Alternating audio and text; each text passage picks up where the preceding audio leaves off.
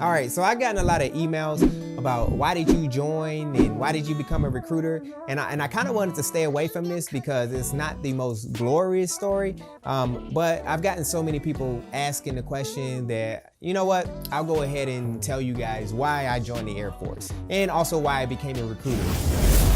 So growing up, my dad, he was in the Army. He did 22 years in the Army, and I always said that I would never join the military growing up. And I was adamant about that. I was 100% sure that I wasn't going to join the military growing up. And my dad used to always tell me, yes, you are. So I kind of wanted to stick it to him and be like, no, I'm not. But instead, I was gonna be a rapper. I got 23 on my tennis shoes, just wanna be like Mike. That was my biggest goal growing up. I think from like 14 to 25, actually, I wanted to be a rapper. But you know, obviously that didn't work out. So it was about a year after high school that reality kind of started smacking me in the face, and I realized that, you know what, maybe this rapping stuff isn't gonna happen. So I ended up getting a job at Wendy's, and I didn't want to work there, but it was the closest place around my house. So I just started working at Wendy's, and everything was kind of going good. You know, I had this kind of like dead end job. Everything was going good until the summertime came, and the people who had went off to college, they started coming back home on summer vacation. And when I'm working at Wendy's register, I looked out the window and I saw one of the guys who really thought that I was gonna be a rapper in high school. I saw him through the window coming into the store, and I immediately panicked. What's up, y'all? So I ran into the back of the Wendy's, and I was just standing there hoping that somebody would pick up my register and take this dude's order. Help me!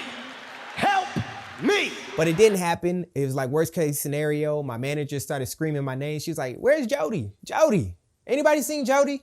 Just saying my name, right? And Jody's a pretty uncommon name, so, you know, the dude's looking like Jody. So I come to the front, it's like a slow walk, and I'm just like, "Hey, what's up?" And he's like, "What's up, man? Like, you're working here?" And I'm like, "Yeah." You know, and he's like, "So, you know, what's up with your music? What's up with the rapping?" And I'm like, "Hey man, you know, just drop the mixtape, you know, like things about to bubble for me." He's like, "Hey, you know, we're still waiting, man. I know you're gonna make it. I know you're gonna make it. I know this is temporary." And that whole conversation was just very embarrassing to me. I would never forget it. That was a very embarrassing moment. So I wanted something to change, like immediately after that. So I go talk to my dad, and I was like, "Hey, you know, I don't know, man, like this whole Wendy's thing, this whole rap thing, I gotta do something different." And he was like, "See, I told you he was gonna join the military." Told you. I told you. You ain't tell me. And I was like, "I don't really know about that. You know, I don't want to do the Army. That didn't seem cool." And he was like, "Well, you don't have to do the Army. You can join the Air Force." I didn't even really know what the Air Force was. I was terrible. So I was like, "What's that?" And he's like, "It's something that I wish I had done if I was smarter. But you're smart, so you can do it." And that's just what my dad told me. I'm not saying that the Army is not for smart people, because that's kind of a misconception with the Army. But that's what my dad told me. So I went to go talk to the Air Force recruiter. And initially, the Air Force recruiter was kind of treating me like, you know, nobody. I walked in his office. He was like, "Go take that practice test." Didn't even really ask me anything. And I did well on the practice ASVAB test. So when he saw my score, then he started treating me like, "Oh, okay, like you want to join?" So I was like, "Yeah." At the time, you know, I was a wannabe rapper. So I had did like wannabe rapper stuff, and I needed a waiver to get into the Air Force. So my recruiter was willing to work that waiver. It was a pretty easy waiver. We got the waiver done, and I had wanted to do, at the time, I think it was a weather job. And so he actually got me that job. My recruiter got me the weather job, did a waiver and everything. So I'm like, "Hey, this is pretty easy." And then they put me in a delay entry program for like 11 months. This was back in 2004. I was in a delay entry program for like 11 months. I was supposed to go to basic training in January of 2005. And December 26th, it was the night of Christmas.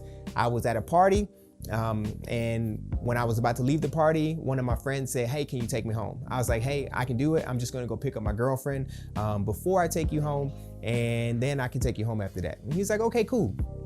So we stop at my girlfriend at the time's house, and we're waiting on her to come out, and when we're waiting on her, a cop pulls up behind me, and I'm thinking like, you know, there's no way you can pull me over. I'm already pulled over. I'm already pulled over. Pull over further, man. I can't pull up. Sir, He's already pulled over. He can't pull over any farther. So finally, my girlfriend comes out. She gets in the car. She's like, what's up with the cop? I'm like, I don't know.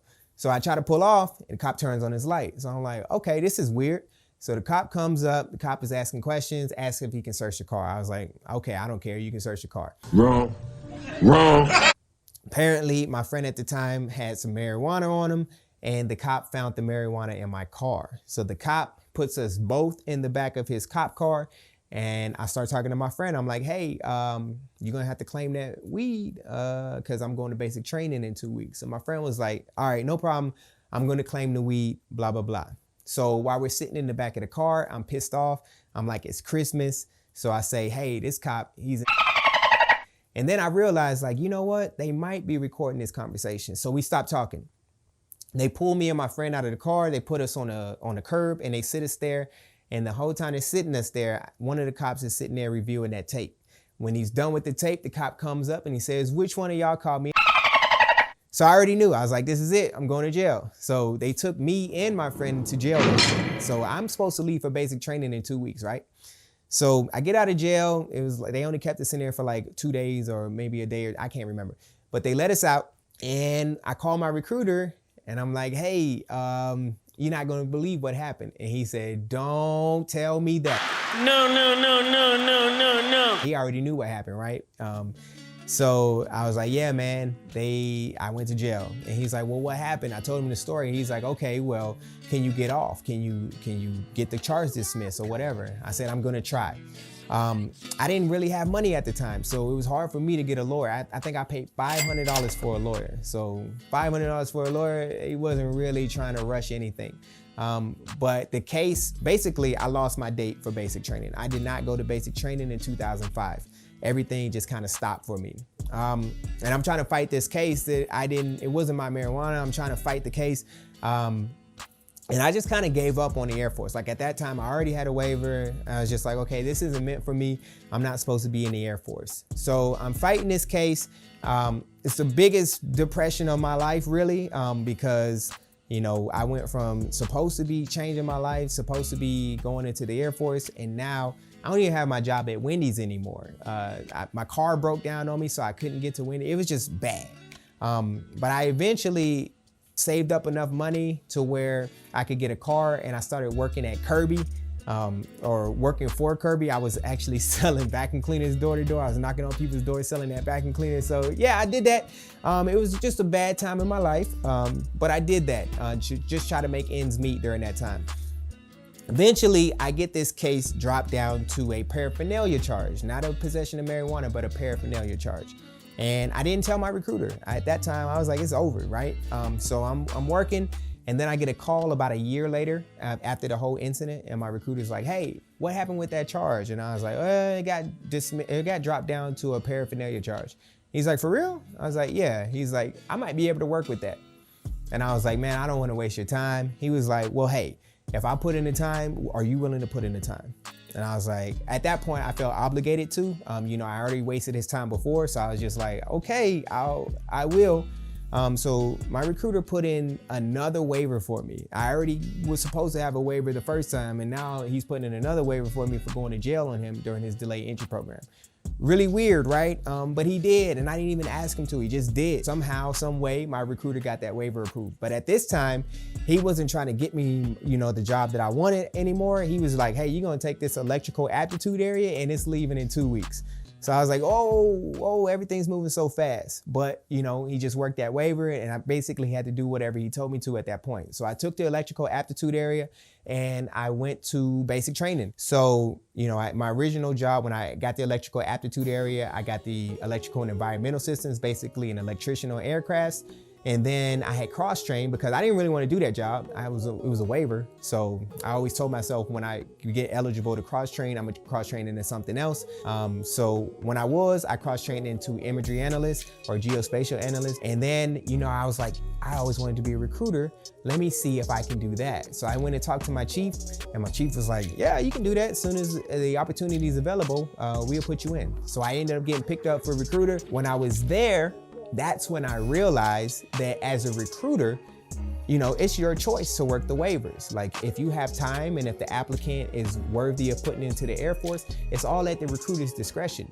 And that's when it hit me that my recruiter really took his time, and I don't know why. Like, I don't know why he did it. Like, I still don't know to this day why my recruiter put me in the Air Force, but he did, and he gave me a chance. So because he gave me that chance, I realized that I need to be giving that chance to other people. So in Iowa, I was working a bunch of waivers. I was working a bunch of different special cases, trying to get people into the Air Force. And then I asked to become a recruiting instructor after my time as a recruiter in Iowa. And I wanted to do that to kind of change people's minds about waivers. I know a lot of people don't like waivers in recruiting, but I wanted to tell people like, hey, you know, if you work the waivers, you could potentially put in somebody like me. And then when you guys see me doing these videos, it's just so I can continue to help people. I felt like my recruiter helped me in a way that he didn't have to. So I'm taking that blessing that he gave me, and I'm putting in my part and try to help as many people as I can understand the Air Force benefits and lifestyle, because it is a good thing and it changed my life. So when you see me passionate about it, when you see me coming on the screen and I'm all excited, it's real. Like, this is my passion and this is what I enjoy, and I got a chance to do it. So I'm trying to give everyone the same chance. So when you see me doing it, I don't want anybody saying like, hey, this dude's weird. It's just that I was given a chance to do something that I probably shouldn't have had the chance to do. So like I said earlier, I was able to, you know, work waivers and help people with special cases. And I was able to help this one girl. She reminded me a lot of myself when I was younger. She had come into my office. She had been denied by the Marines, by the Army, by the Navy, and by the Air Force. She had been denied by all 4 branches prior to coming to see me. And she just wanted to give it one more shot. Her mother actually helped her. And if you guys watch this video, you can see her waiver story, and also if you're a waiver yourself, you can learn about the process. Like I always say, I hope this video brought value to you. Stay beautiful, stay classy, and until next time, check me out.